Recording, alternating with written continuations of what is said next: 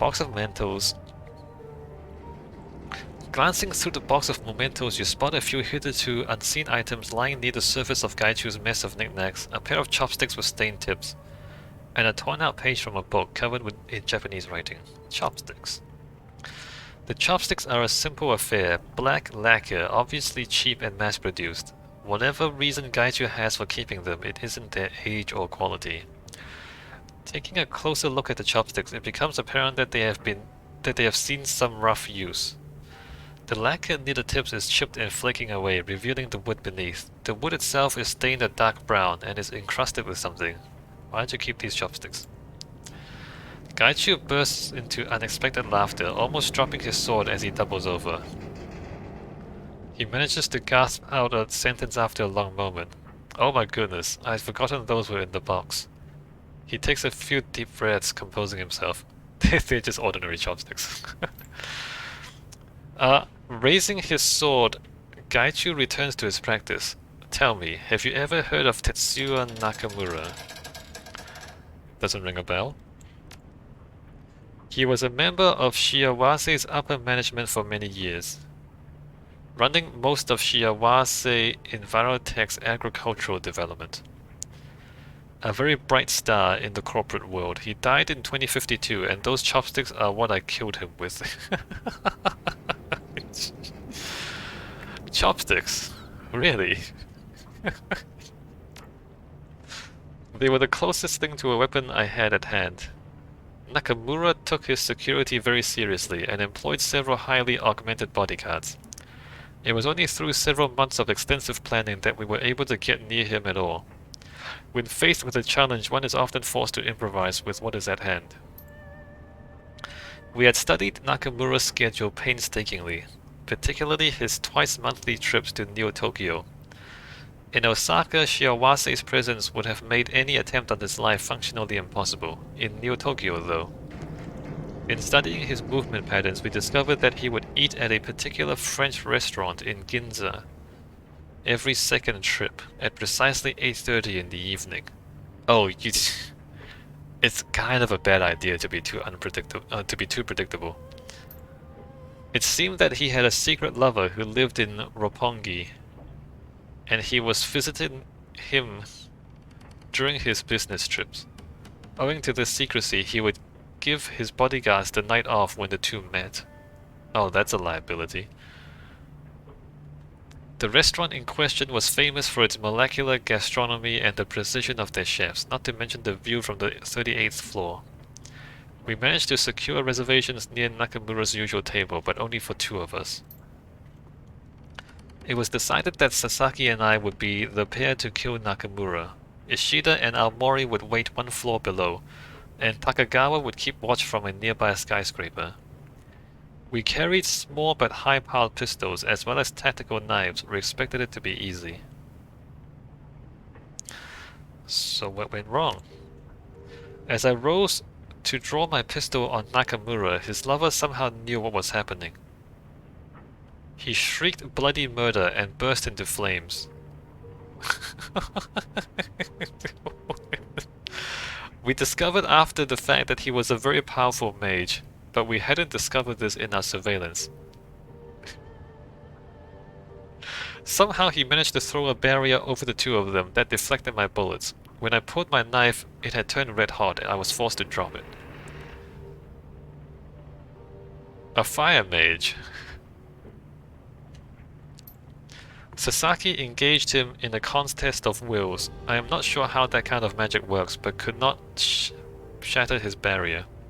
She was too busy dodging the lightning bolts he was throwing, and since the flames had set off the fire system, well, it was not easy. Nakamura broke and ran. Oh, that's stupid. And I pursued him. He had a small holdout pistol, a PB-120 or something similar. I grabbed the nearest weapon I could find. Gaichu gestures towards you with the tip of his sword. Those chopsticks.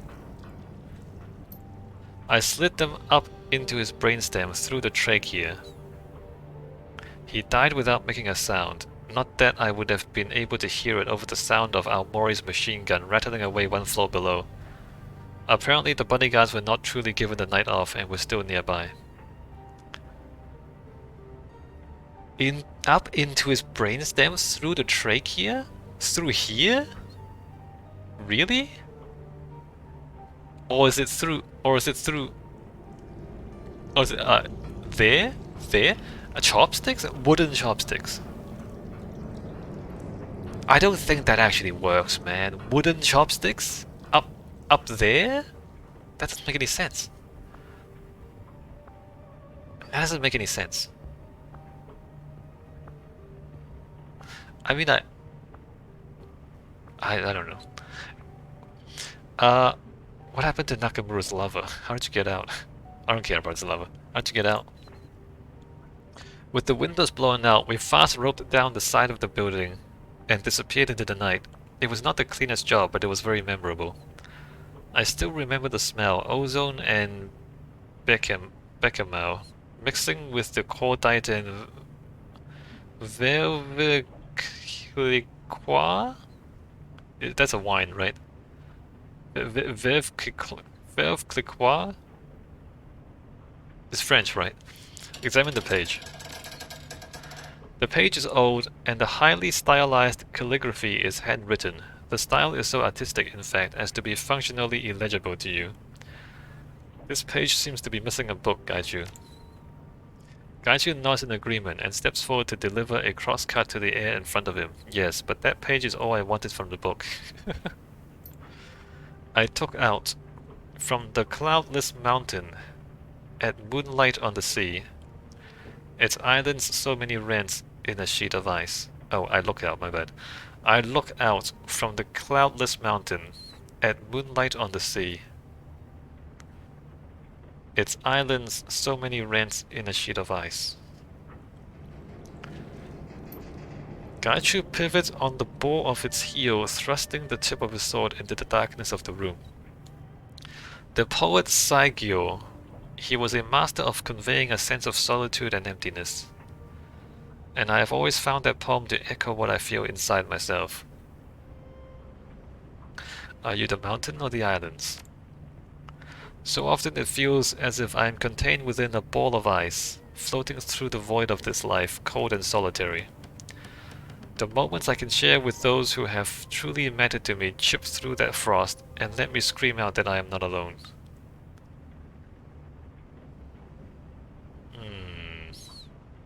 I mean, he is a ghoul.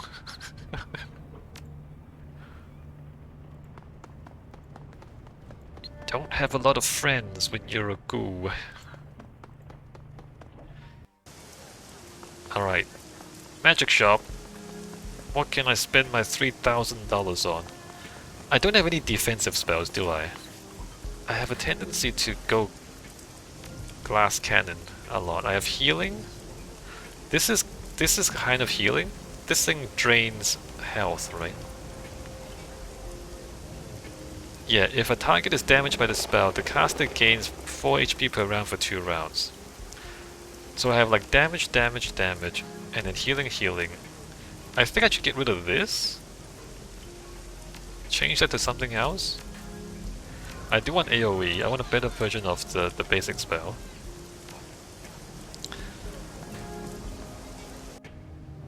Alright, sell me something. Crafty shoe. Nothing new to report, SCKC. You're welcome to take a look around if you're here for supplies. I'd like to see your wares. Powerbolt 3. I should get this, right? Because I throw this most often. Powerbolt 3... Is there... Oh, 6 armor. I currently have... I can't even see my armor there. My armor is 4, right? Hold on. Exit. Oh, I'm 6. Okay, never mind. Alright, never mind. I'm not gonna sell my armor. So, Powerbolt 3... Why Acid Bolt? Oh, this is Conjuring, never mind. This is the Conjuring basic attack. 6 armor, which I don't need. Flamethrower 3. If I sell one of my spells, I can get Flamethrower 3. I don't have Intelligence 3 or 4 or 3. Fireball 2. Fire Explosion does ongoing 7 HP for 2 rounds. AoE 2. I have Mana Ball right now. 10 damage. Oh, do I have Mana Ball 1 or 2? You know what, let me just look at my stuff. I have Mana Ball 1. Mana Ball 1. Mana Bolt 1. Flamethrower 1. Life Siphon 1. Alright, I'm definitely buying this. Let me just buy this. I wouldn't want 2 of these, right?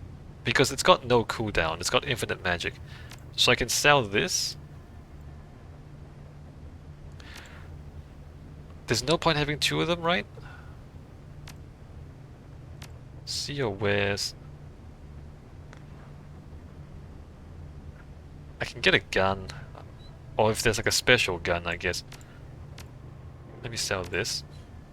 Now what can I buy? I can buy a Flamethrower 3, swap out my Flamethrower 2, Mana Bolt 3, pierces up to 3 armor. So the Flamethrower, oh, it's cooldown 3? Cooldown 3, come on. It takes 3 turns. You can do it once every 3 turns, that's so bad. Mana Bolt 2, Lightning Bolt can't do that, can't do that. Mana Bolt 2, I mean, the AoE is useful, but you don't, it's not often that you catch them in an AoE. And also it takes 2 action points. We don't want to stun people, we're not here to mess around, we're here to kill people. Glue, Mana Bolt, Heal Wound 2. Heals all of the damage from the most recent attack. Why is that? Hold on. AP 1 cooldown 2. What's heal 1? AP 1 cooldown 3. Okay, so it's got 1 less cooldown. Heal 2. Let's just plan on not getting hit. Life Siphon I haven't used that much. Theoretically it's useful, but you just want to kill people fast. You don't want to drag the battle out. Aim increases targets to hit chance by 12 to 18. Does not stack. Blindness. Focus, strip armor, stun ball, aim, distraction. So there's no armor up, is there? Distraction, mind wipe, strip armor, dispel magic, distraction, strip armor, and then this stuff is conjuring, which I don't have. Oh, armor? Gain armor, lasts until combat ends. This is conjuring though, so I can't do that. Imbued Hermetic Fetish, +1 willpower, +1 spell casting. Not sure if that's particularly useful. It's kind of expensive too. 1 charisma, 1 spirit control. Why is the shaman one cheaper? I'm gonna get flamethrower. Oh, that's intelligence 3. Crap. I can't use that because I'm not smart enough. Alright, flamethrower 2. What if I... These don't share a cooldown, do they? What if I like have flamethrower 1 and flamethrower 2?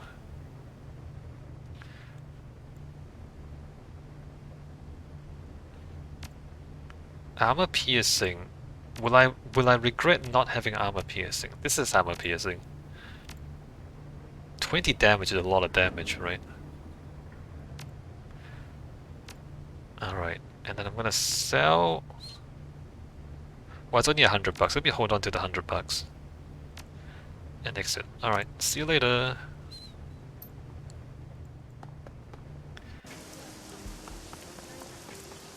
Oh hey, it's the Go guys. Jin frowns. Look who's back. Why don't you go egg a car or something and leave us alone? I, for one, enjoy SCKC's visits. A hint of a smile touches Lao's lips as Jin grumbles to himself. How can we help you? Sorry to interrupt, I was just wondering if you are all still having the dreams. This again? Don't you have anything better to do? No, I don't. Yes, we are all having the dreams. Lao's voice is calm, but however, they have gotten a hell of a lot worse. Jin shifts uncomfortably. Look, let's not go into detail. But this information could help others. If I tell you, will you go away? Sure. Haven't we read this before? He nods approvingly and glances at Lao. Our dreams have become unpleasant to, so to speak, darker violent. Not all that healthy if you ask me, especially for men of our age. We come out of them in a daze sometimes, feels like we've been punched in the senses and the imagery. We've read this before. I think the ad should know nothing. You seem upset something wrong? You need to go faster. Alright, so this is the same as last time. That's disappointing.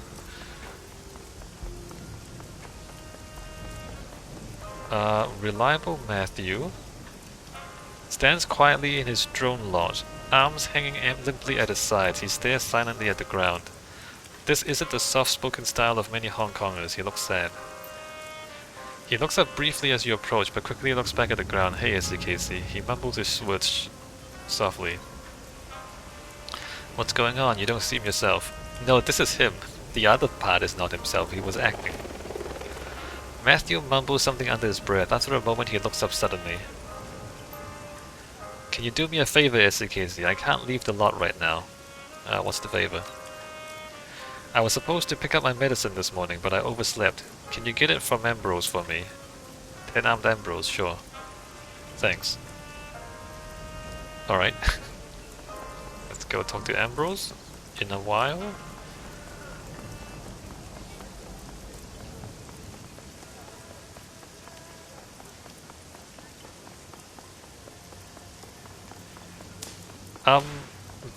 The monk.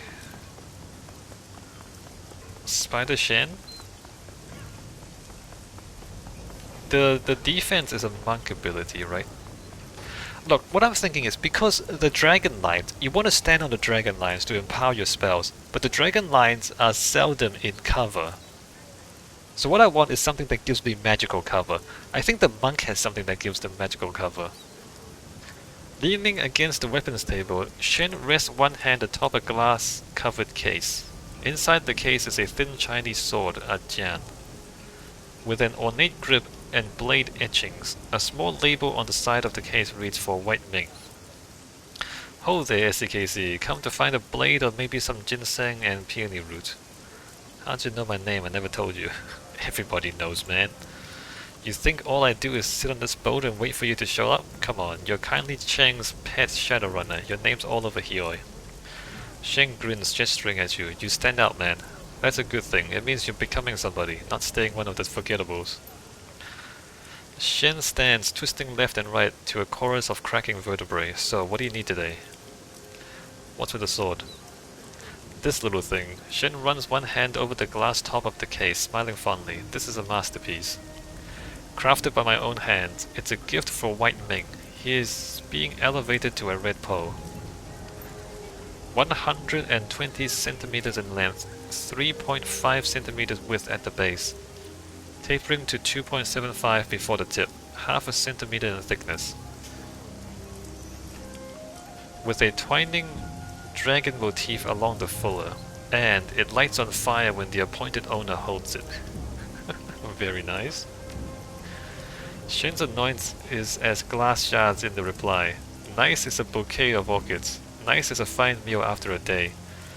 Nice is pleasant weather while you relax on your boat. This isn't nice. This is a masterpiece. Very, very nice. Few repos in any triad can claim a weapon as fine as this, and none of them are masters of Wu-Dang sword like White Ming. His skills with the Jian a peerless in Hong Kong, and anyone who faces him in combat would know when he draws his sword that they have no chance against him. Nice indeed. What goes into making a sword like this? Time, patience, good steel stock to be certain, a fair amount of alchemical materials like orichalcum, crystals, etc. The real key is human bone. The old Chinese masters would throw in human bones when folding the steel. The phosphorus does something or other to the carbon and iron. And I can't really explain it because I'm not a metallurgist. I just do what I learned on the mountain. But it works, believe me. It gives the blade a soul. It's not so much the edge that cuts, but that soul. It's why weapon foci go through spirits like knife through butter. That's actually a real story. They would like sacrifice animal bones. I'm not sure about human bones, but the old blacksmiths would like sacrifice animal bones. Sacrifice like cow bones or like the entire cow. What it actually does is, I don't know if it's the phosphorus or the calcium. I think it's the calcium. The calcium reacts with the carbon to make calcium carbonate, and that takes the carbon out of the iron to make low carbon steel. I think that's what happens. I'm not sure though. I'm also not a metallurgist, but from what I understand is you put calcium, which is the bone, you put calcium in, and it takes the carbon out. So it turns from like high carbon is like pig iron, right? So it's not very good. But you need to do something to reduce the carbon content. And you do that, and it turns into low carbon steel, and it's really nice steel. And the story is, the way I heard it is, like in olden days, like blacksmith would just sacrifice the whole cow, just chuck the whole cow into the crucible, and they thought, oh, we'll sacrifice the cow to the gods, and the furnace gods will give us great steel, or something. I mean, they didn't understand what was going on. They didn't understand chemistry, right? So they were just doing magic. But actually, like the bones in the cow made the steel better because of chemistry. So this is a real thing. It's not just a story. This is like historically true. Show me what you've got. Distant storms foretold. Sweet. Damage 5, reach 1. Added Phoenix. So on critical hits does additional -1 AP shock damage for 2 rounds. Sweet. So this is lightning, this is fire. On crit will ignite the target for 5 to 7 additional damage. So this guy sells magical swords, aside from the ordinary swords. Street Brawler set. Oh, see, Mystic Armor, look at this. Passive. The Adept has +1 armor. Active. The Adept gains a further 2 armor for 3 rounds. That's cool. Chi casting 6 though, so I'm never gonna use that.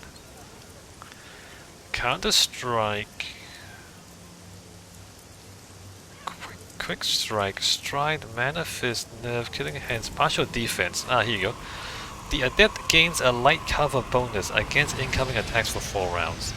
So this gives you cover regardless of where you're standing.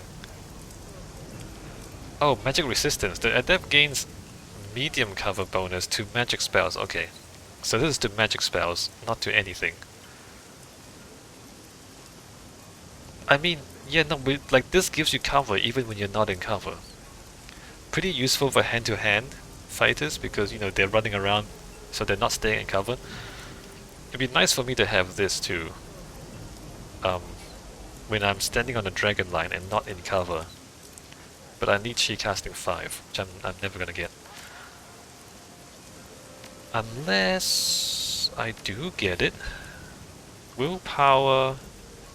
Oh, Chi casting is willpower too. Maybe I should dual class into Chi casting.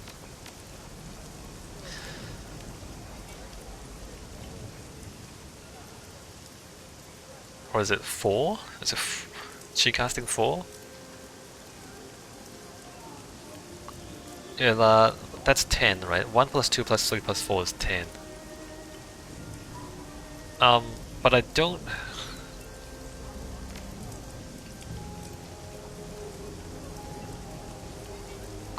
Close 3, yeah, no, close combat would be too much. I don't know. It seems like a lot just to put into. Let's not do that. The other option I can have is quickness and dodge, right? So the plan is after I max this out and I can't get any more, any extra points I'm gonna put into quickness and dodge. And this reduces the chance to be hit by enemy attacks. And so does this. Alright, so we just go quickness and dodge all the way to maximum.